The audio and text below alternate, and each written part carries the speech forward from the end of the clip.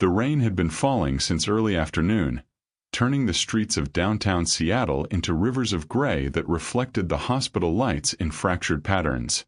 It was the kind of evening that made people hurry home, umbrellas bent against the wind, headlights cutting through the downpour as they rushed past the sterile glow of emergency room windows.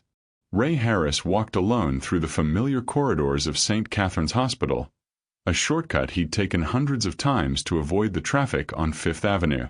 The antiseptic smell and fluorescent glare gave the place a coldness that his corner office 42 floors above the city had somehow perfected.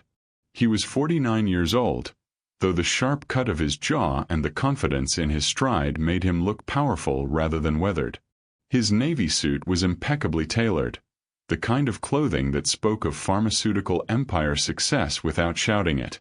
But tonight, as he walked past examination rooms and waiting families, the weight of that success felt emptier than usual. It was January 14th, 2 weeks into a new year that felt indistinguishable from the last. Ray had built Harris Medical Solutions from a regional supplier into a company that served over 8,000 medical facilities. The industry journals called him innovative. His board called him ruthless. His competitors called him untouchable. But tonight, in this sterile hospital corridor, he was simply disconnected. His phone buzzed. Another email from his CFO, confirming tomorrow's restructuring announcement. He silenced it without reading and looked ahead at the people scattered throughout the ER. All of them waiting for something, waiting for someone. That's when he heard her. A young woman stood at the intake desk, trying to hold a small bundle steady while speaking to a nurse. The woman wore an olive-green coat that had seen too many seasons, soaked through and insufficient for a Seattle winter. Her brown hair clung to her face, strands wet from the rain. She couldn't have been more than 32. The bundle in her arms, a baby wrapped in a faded blue blanket, wasn't moving the way babies should. Even from 20 feet away, Ray could see the child's lips. They were turning blue. The woman was pleading with the intake nurse. Not the way people usually plead in emergency rooms, demanding to be seen first or insisting their case is urgent. She was pleading the way someone pleads when they have nothing left to offer, with a kind of raw desperation that Ray recognized from somewhere deep in his own buried conscience. He watched as the nurse shook her head, pointing to a clipboard, explaining something about insurance verification and payment requirements. The woman's shoulders sagged, and she bent down to look at the baby, whispering something Ray couldn't hear. Then she looked up. Her eyes swept the corridor, past the other waiting patients, past the security guard, past the vending machines, and landed directly on Ray. On his expensive suit. On his Italian leather shoes. On the unmistakable air of someone who could afford anything. "Sir," she called out, her voice breaking. "Please. My baby is turning blue. Please, somebody help us." Ray didn't think. He simply moved. He was at the intake desk before he'd consciously decided to cross the corridor, the hum of medical equipment and distant conversations fading into background noise. "What's the problem here?" he asked, his voice carrying the authority of someone used to being obeyed. The intake nurse looked up, startled. "Mr. Harris? I didn't realize." "What's the problem?" he repeated, softer this time but no less firm. The woman turned to him, pulling the baby closer. Her eyes held a weariness that made Ray's chest tighten, the look of someone who had learned that the world doesn't help people like her. "I don't have insurance," she said quietly, her voice trembling. "They said they can only stabilize him, but he needs to be seen by a doctor now. Please." He wasn't breathing right this morning, and now his lips. Her voice broke. "Please." Ray looked down at the bundle in her arms. The baby's face was visible now. Tiny, fragile, with skin that looked almost translucent and lips the color of storm clouds. Something in Ray's expression shifted. Professional detachment warred with an unfamiliar ache, and the ache won. "This baby will be seen immediately," he said, his voice cutting through the ambient noise of the ER. "Put it on my account." The intake nurse froze. The woman stared at him, disbelief and hope colliding in her tear-streaked face. "Mr. Harris, I'll need to verify." "Now," Ray said. And the word carried the weight of every donation, every hospital wing, every piece of advanced equipment that bore the Harris family name. Inside the examination room, the warmth of urgent medical care enveloped them. Ray stood back as nurses descended, as a pediatrician materialized, as monitors were connected and oxygen was administered. The woman never let go of her baby, even as they worked around her. And Ray, who had walked through this hospital hundreds of times without seeing a single human face, couldn't look away. Ray Harris had taken this shortcut 247 times. He knew because his assistant tracked everything. Meetings attended, flights booked, minutes saved by cutting through St. Catherine's emergency room instead of sitting in Seattle's rush hour traffic. 12 minutes on average. 12 minutes that could be spent reviewing acquisition reports or returning calls to board members or doing anything other than staring at brake lights. The automatic doors opened with a pneumatic hiss, and Ray stepped into the familiar chaos. A man clutched his bleeding hand wrapped in a dish towel. A teenager slouched in a wheelchair, ankle elevated and swelling. An elderly woman dozed in a corner chair while her daughter filled out paperwork. Ray's eyes moved over them the way they moved over quarterly reports, registering data without processing meaning. His phone buzzed. Jenkins from legal, confirming the severance packages for next week's restructuring. Ray tapped out a response without breaking stride. The fluorescent lights overhead hummed with the same frequency as the lights in his corner office 42 floors above the city, where floor-to-ceiling windows offered a view of Elliott Bay that cost more per month than most of these people probably earned in a year. Harris Medical Solutions employed 8,247 people across 12 facilities. Ray knew the number precisely because he'd reviewed it that morning during the operations briefing. 8,247 employees who filled factories and warehouses and distribution centers, who moved products from assembly lines to medical facilities, who created the profit margins that kept shareholders happy and competitors nervous. But he couldn't have named 5 of them. Couldn't have picked them out of a crowd. He passed a young couple arguing in Spanish, gesturing at a bill they clearly couldn't pay. Past a mother trying to soothe a feverish toddler. Past a paramedic wheeling in someone on a gurney, their face obscured by an oxygen mask. Ray's Italian leather shoes, handmade in Florence, more expensive than a month's rent for most, clicked against the linoleum with metronomic precision. His penthouse apartment waited on the other side of this shortcut, empty except for the cleaning service that came Tuesdays and Fridays. His ex-wife had taken the art and most of the furniture in the divorce 3 years ago, but Ray had never bothered replacing any of it. He ate most meals at his desk anyway. Slept 5 hours a night on a mattress that cost $8,000 but felt exactly like the hotel beds he collapsed into during business trips.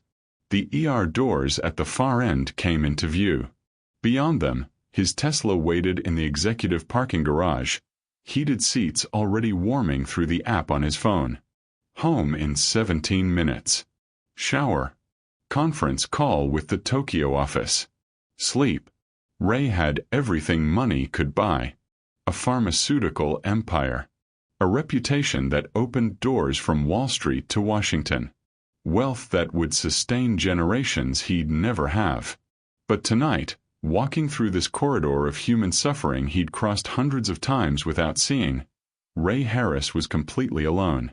Then he heard the scream. It wasn't a scream exactly.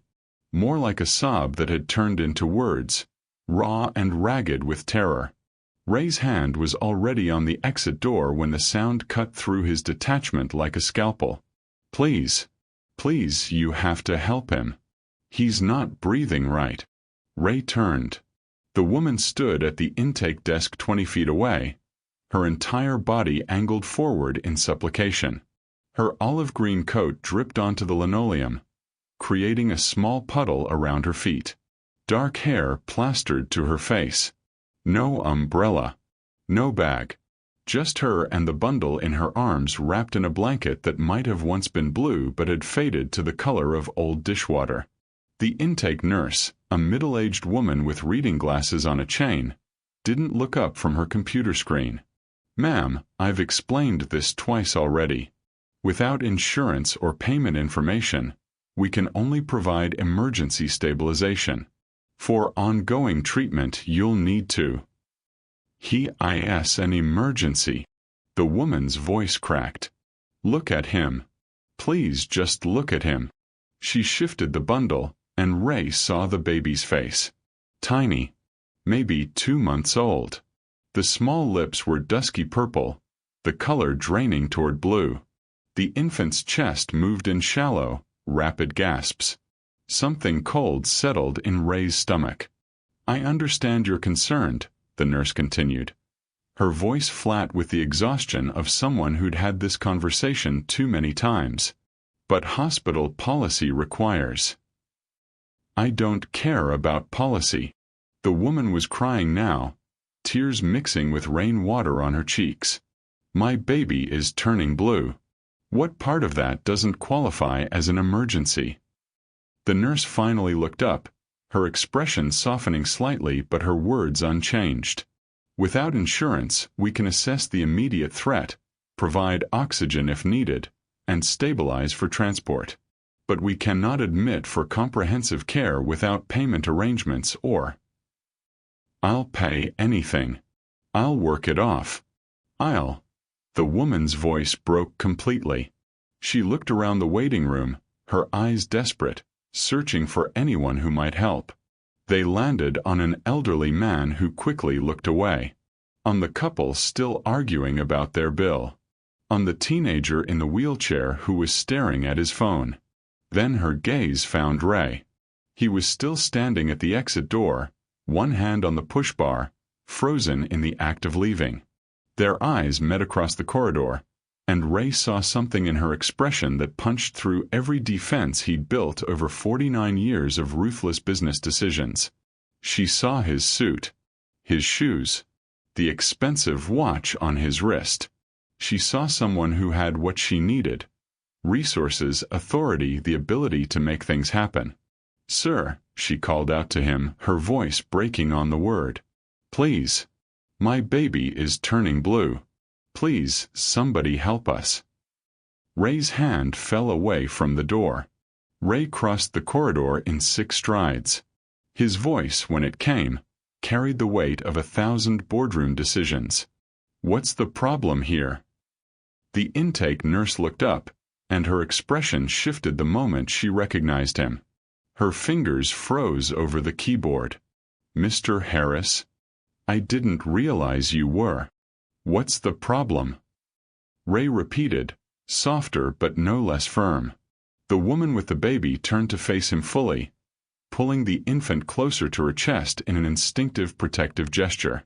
Up close, Ray could see she was younger than he'd thought, early 30s perhaps, but her eyes held decades of exhaustion. Her hands trembled as she clutched the blanket. "I don't have insurance," she said, her voice barely above a whisper. "They said they can only stabilize him, but he needs a doctor. He needs—" She looked down at the baby, and a fresh wave of tears spilled over. "He wasn't breathing right this morning, and now his lips are blue and I don't know what to do." Ray looked at the child. Really looked. The tiny chest rose and fell too quickly, each breath seeming to require enormous effort. The skin around the baby's mouth had taken on a grayish-blue tinge that Ray recognized from somewhere in his memory. Some long-ago medical supply catalog, some presentation about oxygen saturation levels. Cyanosis. The word surfaced unbidden. Lack of oxygen in the blood. "How long has he been like this?" Ray asked. "Since this morning. It's getting worse. Please, I walked here in the rain because I don't have bus fare, and they're saying they can't." Her voice fractured completely. Ray turned to the intake nurse. His voice, when he spoke, filled the corridor like a commandment. "This baby will be seen immediately. Put it on my account." The nurse's eyes widened. "Mr. Harris, I appreciate your generosity, but I'll need to verify with administration before we can." "Now." The single word dropped into the space between them like a stone into still water. A security guard near the vending machines straightened. Two nurses pushing a medication cart stopped mid-conversation. A doctor emerging from an examination room paused, phone halfway to his ear. The intake nurse stared at Ray for a long moment. Everyone in this hospital knew that name. The Harris Family Pediatric Wing. Dedicated 3 years ago. The state-of-the-art imaging equipment in radiology. The endowment that had kept the ER running when budget cuts threatened to gut the overnight shifts. She reached for her phone. "I'll page Dr. Chen from Pediatrics." "Page Cardiology too," Ray said, looking at the baby's blue lips. "Something's wrong with his heart." The woman made a sound. Half sob, half gasp. "How did you?" "I don't know," Ray admitted. "But we're going to find out." The examination room door closed with a decisive click, sealing the baby inside with Dr. Chen and two nurses. Through the small window, Ray could see rapid movement. Monitors being wheeled into place, tiny sensors being attached to even tinier limbs, oxygen mask being positioned over a face no bigger than his palm. The woman stood frozen in the hallway, staring at that window like it was the only thing tethering her to Earth. "Come on," Ray said quietly. "There's a waiting area around the corner." She followed him on unsteady legs, leaving wet footprints on the linoleum. The waiting room was harsh and fluorescent, filled with orange plastic chairs bolted to the floor and a television mounted in the corner playing muted news. Ray gestured to 2 seats away from the others waiting.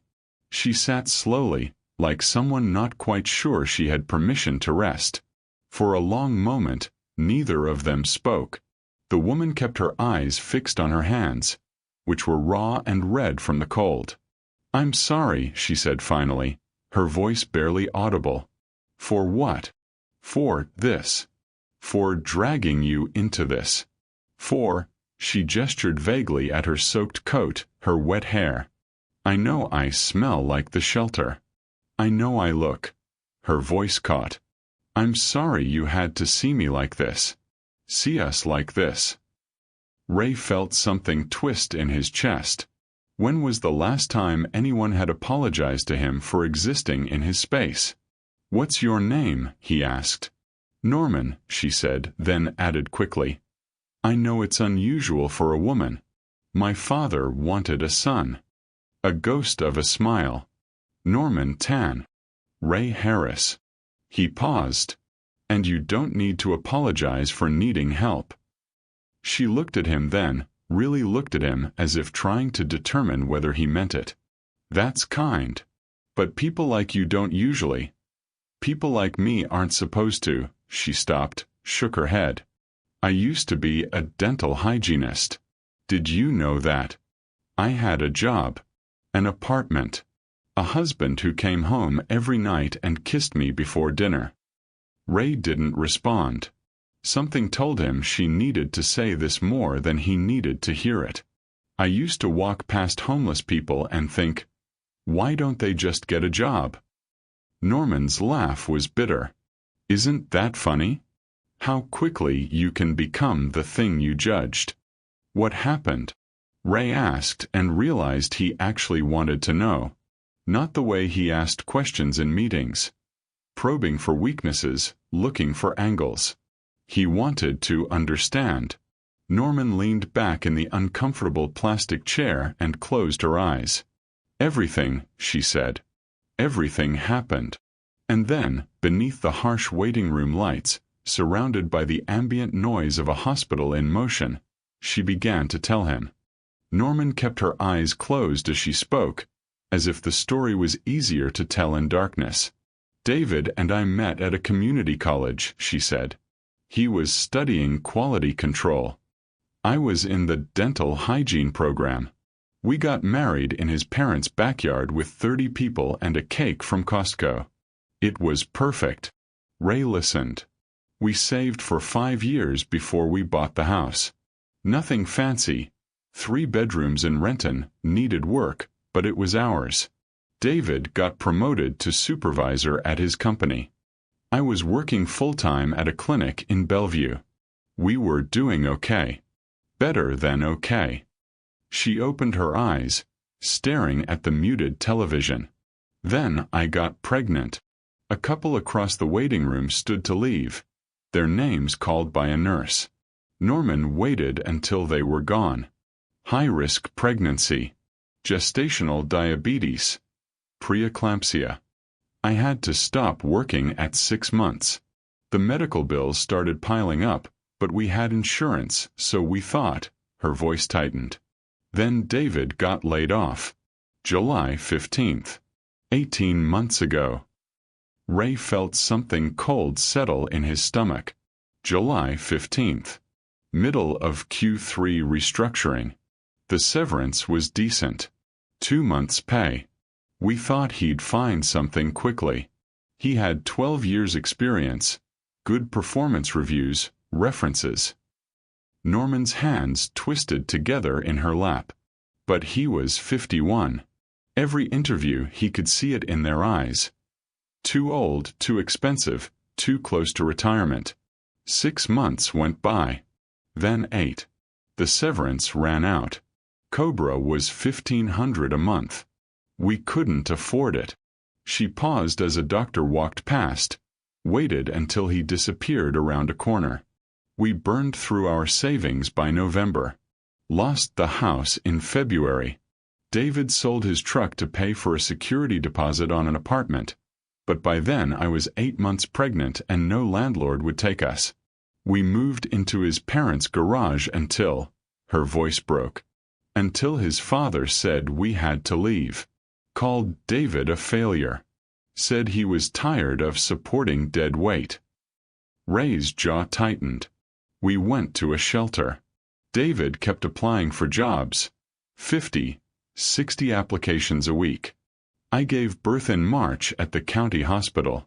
They let us stay 2 days. Then we were back at the shelter with a newborn. Norman looked at Ray finally, her eyes red-rimmed. The baby's never seen a pediatrician. Never had a checkup. I knew something was wrong, but the free clinic said they couldn't see him until next month, and then today his breathing got worse and his lips. She covered her face with her hands. Where's David now? Ray asked quietly. Norman's shoulders shook. Gone, she whispered. He couldn't take it anymore. 3 months ago he just left. Norman wiped her eyes with the sleeve of her wet coat, leaving dark streaks on the faded fabric. I'm sorry, she said again. You don't need to hear all this. You've already done so much and I'm just... My daughter hasn't spoken to me in 2 years, Ray said. The words came out before he'd decided to say them. Norman looked up, surprised. Ray leaned forward, elbows on his knees, hands clasped. Her name is Emily. She's 26. Works as a social worker in Portland. I know because I still pay for her health insurance, and the statements come to my office. He paused. She doesn't know that. She thinks she's independent. The television continued its silent broadcast above them. Someone's weather forecast. Someone's traffic report. I missed her 8th grade graduation because of a merger meeting in New York. Missed her high school graduation because of an acquisition in Singapore. Made it to her college graduation, but I spent the entire ceremony on my phone closing a deal with a hospital network in Texas. Ray's voice was flat, reciting facts. She asked me one question afterward. Was it worth it, Dad? I didn't understand what she meant. Norman said nothing, but she was listening with the same intensity he'd given her story. My ex-wife Jennifer, she tried for years. Suggested therapy. Suggested couples retreats. Suggested I cut back to 60-hour weeks instead of 80. A bitter laugh. I told her she didn't understand what it took to build something significant, that she couldn't comprehend the responsibility of employing thousands of people. What did she say? She said I'd traded a family for an empire, and I'd realized too late which one actually mattered. Ray straightened, looking at the harsh fluorescent lights overhead. We divorced 3 years ago. She remarried last fall. To her yoga instructor. They volunteer at food banks together. He could feel Norman watching him. Emily called me once after the divorce. Asked if I wanted to get coffee, just talk. I was in the middle of quarterly reviews. I told her I'd call her back. Ray's hands tightened. I didn't. I meant to. There was always something more urgent. Another meeting. Another crisis. Another opportunity that couldn't wait. Did you ever reach out? Norman asked quietly. 6 months later. Her birthday. I sent flowers to her apartment. $200 worth. She texted back, "Thanks, but I'd rather have had coffee." Ray's voice dropped. That was 2 years ago. I haven't heard from her since. The waiting room clock ticked above them. Someone coughed in the far corner. I have a penthouse apartment worth $4 million, Ray continued. A car that costs more than most people's houses. A company that generates $300 million in annual revenue. I've been featured in Forbes, Fortune, Businessweek. He looked at Norman. I eat dinner alone every night at my desk. I haven't had a conversation that wasn't about profit margins in 6 months. And I walk through hospital emergency rooms like they're empty hallways because it saves me 12 minutes of traffic. Norman's expression was unreadable. So when you apologize for existing in my world, Ray said, I want you to understand something. You have a baby you'd walk through rain for. A husband you still love even though he left. You're fighting for something that matters. His voice cracked slightly. I'm not sure I've ever done that. They sat in silence after that. 2 people from different worlds who'd somehow ended up in the same plastic chairs under the same unforgiving lights. Ray wasn't sure how much time passed. 20 minutes, 40, an hour. Time moved differently in hospital waiting rooms, stretching and compressing like something liquid. When the examination room door finally opened, they both stood at once. Dr. Chen emerged first, still wearing gloves, a stethoscope draped around her neck. Behind her, a tall man in a white coat with graying temples followed, pulling off his glasses to clean them on his shirt. Norman took a step forward, her entire body rigid with fear. Ms. Tan. Dr. Chen's voice was gentle but professional. This is Dr. Patel, our pediatric cardiologist. Is he? Norman couldn't finish the sentence. He's stable, Dr. Chen said quickly. We've got him on oxygen, and his saturation levels are improving. Norman's knees buckled slightly.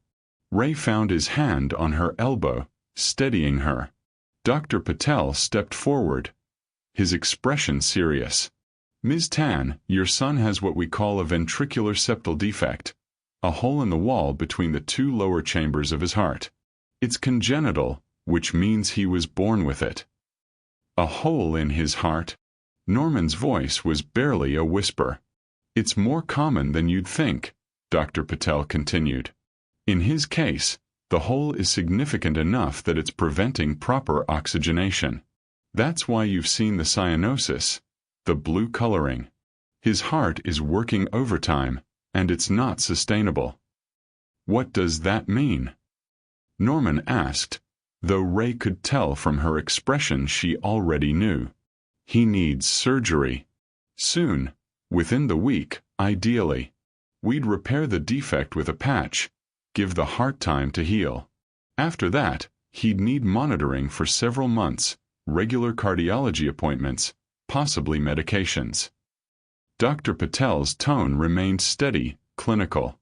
With treatment, most children with this condition go on to live completely normal lives. Norman nodded slowly, her face crumpling as the information settled. And without treatment, Dr. Patel exchanged a glance with Dr. Chen. Heart failure. It's not a question of if, but when. The words hung in the fluorescent-lit air. Norman's hand went to her mouth. Ray watched her shoulders begin to shake, watched her try to hold herself together and fail. How much? She asked. The surgery, the appointments, all of it. How much? Dr. Patel hesitated. Without insurance, you're looking at roughly $70,000 to $90,000 for the surgery alone. Post-operative care could add another 20 to 30 over the next year. Norman made a sound like she'd been struck. Her legs gave out completely this time, and she sank back into the plastic chair. $100,000. It might as well have been 100 million. I can't, she started. I don't have, her hands covered her face. I can't let him die. I can't. But I don't. I'll handle it, Ray heard himself say. 3 words. Simple. Definitive. Norman's head snapped up. Dr. Patel's eyebrows rose. Dr. Chen looked between them. What? Norman whispered. The surgery. The follow-up care. All of it. Ray's voice was steady. I'll handle it. Norman stared at Ray like he'd spoken a language she didn't understand. You can't. That's over $100,000. You don't even know us. I know enough, Ray said. Dr. Patel cleared his throat. Mr. Harris, if you're serious about this, I'll need to coordinate with our financial services department too. I'm serious. Have them contact my office in the morning. Ray Harris. Harris Medical Solutions. He pulled a business card from his wallet, handed it to the cardiologist.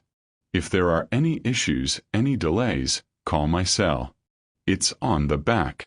Dr. Chen smiled, the first genuine smile Ray had seen from any hospital staff that evening. I'll get the surgery scheduled. We have an opening Thursday morning if that works. Thursday, Norman repeated numbly. That's 3 days. We'll keep him monitored until then, Dr. Patel assured her. You can stay with him. We're moving him to the pediatric ICU now. The doctors excused themselves, leaving Ray and Norman alone in the waiting room. The television continued its silent loop. Somewhere down the corridor, a phone rang. Norman turned to Ray, tears streaming freely now. I don't understand why you're doing this. I'm nobody. We're nobody. You're not nobody, Ray said quietly. But why? Why would you? Her voice broke. She took a shaking breath, seemed to steel herself for something. You should know. You should know who we are. Who David was. She reached into the inside pocket of her wet coat, her movements slow and deliberate. When her hand emerged, she was holding something small and laminated, worn at the edges. She looked at it for a long moment, then pressed it into Ray's palm. The plastic was warm from being carried close to her body. Ray looked down. It was an employee ID badge. The photo showed a man in his early 50s with kind eyes and the beginning of gray at his temples. The text was clear even in the harsh lighting. David Tan, Quality Control Supervisor, Harris Medical Solutions. Plant 7 employee hashtag 4729. And stamped across it in red. Terminated. July 15, 2024. Ray's blood turned cold. His thumb found the bottom of the badge, where something was written in faded ink on a piece of tape. He angled it toward the light. Approved by R. Harris, CEO. His own signature. Digital, printed, but unmistakably his. Behind the badge, Norman had tucked a small piece of paper, folded multiple times. Ray's hands trembled as he unfolded it. The handwriting was cramped, written in cheap ballpoint pen. He tried so hard to find work. Sent out 400 applications. Never gave up until he couldn't take it anymore. We lost everything. The house, the car, his pride. But we never lost each other, not really. Even when he left because he loved us too much to watch us suffer. Thank you for saving what I have left. You didn't know what your signature meant to us. But now you do. Ray couldn't breathe. The waiting room tilted. He saw himself 18 months ago, sitting in his corner office, reviewing the restructuring proposal. Plant 7 headcount reduction.